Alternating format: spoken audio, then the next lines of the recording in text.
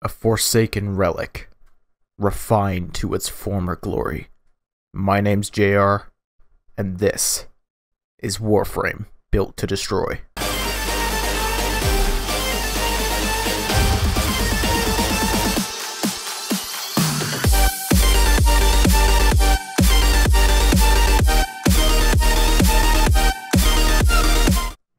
Hey, what's up, pups? It's JR, and welcome back to Built to Destroy. I'm gonna apologize real quick if I sound a bit groggier than normal. My sleep schedule has been less than optimal. In fact, I probably just woke up from a 5-hour long nap to make sure I could record this, but I'm getting back on track slowly but surely. Before this video starts, I'd like to really quickly talk about the upcoming Melee 3.0 update that DE showed off in the most recent dev stream. It's still going to be a while until it drops because Steve said it was basically 50% of the way there, but despite that, it seems to be coming along rather nicely. One of the biggest points is that they seem to have changed the way that stance mod combos work. If memory serves, the hold right click combos now serve as a sort of gap closer or opener attack, shortening the distance between you and your target. There's one interesting thing that I noticed, mainly when Rebecca was using the dual dagger stance sinking talon. I can't recall which combo specifically she was using, but I knew very well that the first attack that she got out of that combo was originally the final strike of that combo. So it looks like DE is moving the primary part of some combos to the front of the combo so they serve their purpose more readily. At least that's how I interpreted it. The next thing they talked about but didn't directly show off is how they plan to change channeling. Many of us thought they were simply going to remove it purely because of how useless of a mechanic it was, minus mods like Lifestrike. However, they instead made it work like the Rage meter from the most recent God of War entry, where you build up power to your channeled attacks, then are able to unleash a powerful attack or attacks to amp your melee's damage. Because of this and the stance changes, I am way more hyped for Melee 3.0 than I was when I just heard it was going to possibly kill Maiming Strike. Of course, when Melee 3.0 drops, most likely, so will the Master Rank Pass for Melees, meaning reworks to and buffs to some of our favorite melee weapons. Some of them in dire need. The first two that come to mind for me are Aachen Brunt, which is the worst sword and shield for seemingly no reason other than DE felt like it, and the second melee, the one we'll be covering today. Quick, think of what is the worst melee or melee type. What's the first thing that comes to mind? Most likely, you'll either say thrown melee or dual daggers. We'll be talking about the latter this time. It is true that dual daggers are probably one of the worst melee classes in the game, once again because DE felt like it. Which is a damn shame because I love the concept of dual daggers. Low damage, fast attack rate weapons are usually my thing, but there's pretty much no dual dagger with any crit or status potential, meaning it has pretty much no place in endgame content. You can get away with using things like ether daggers and Okina on low levels, but the moment you try to take it on the sortie, you're gonna have some issues. But you all know me. I'm not one to give up on a weapon just because the stats seem hopeless. Which is why I took a pair of golden stilettos and made Blood and Mercy.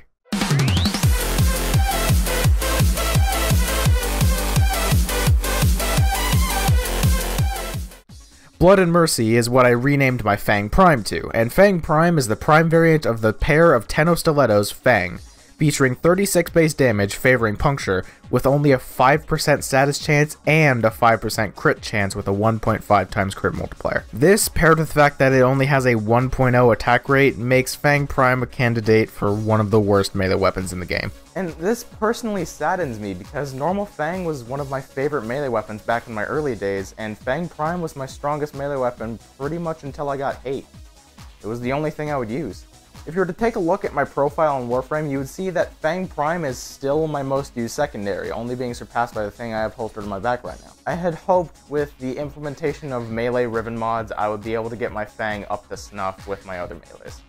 And that has been a long, arduous journey. I've had 3 different Fang Rivens at this point, purely because the first 2 kept depressing me with the fact that even if I had plus damage, plus attack rate, and an elemental, Fang was just not usable. It seemed that Fang Prime, my first prime item and my favorite melee for the longest time, was the one to betray me and finally be the one weapon that I could not redeem. But that is quitter talk.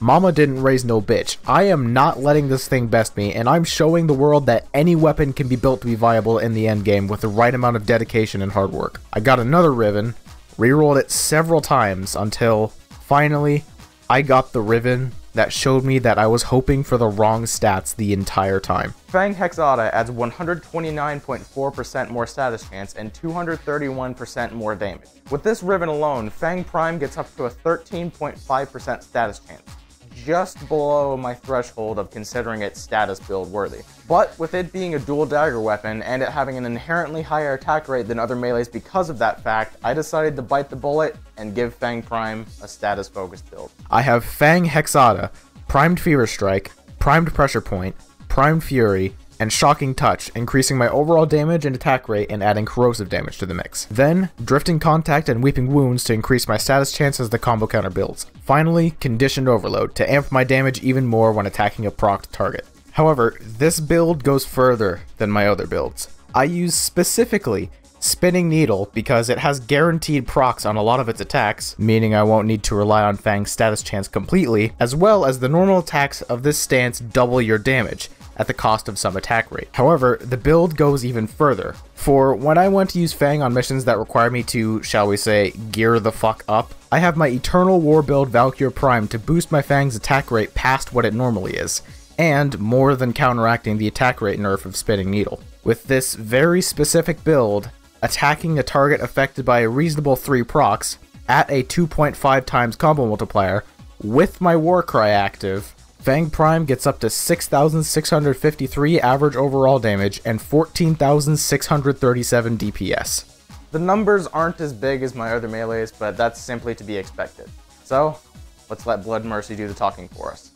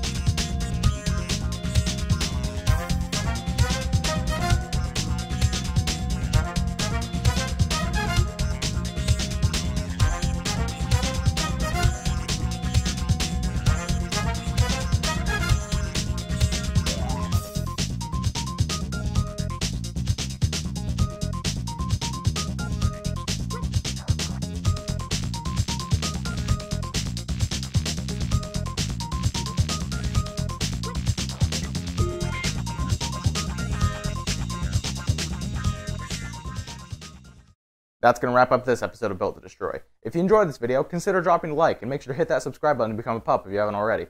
Also, if you want to support me in the channel, consider becoming a patron for as little as $1 a month. But more than anything, I'm just so glad to have you here watching this video with me today. And sorry, I've been watching a lot of Oxhorn lately. Shout out to Oxhorn. Either way, my name's JR, and I'll see you guys in the next one.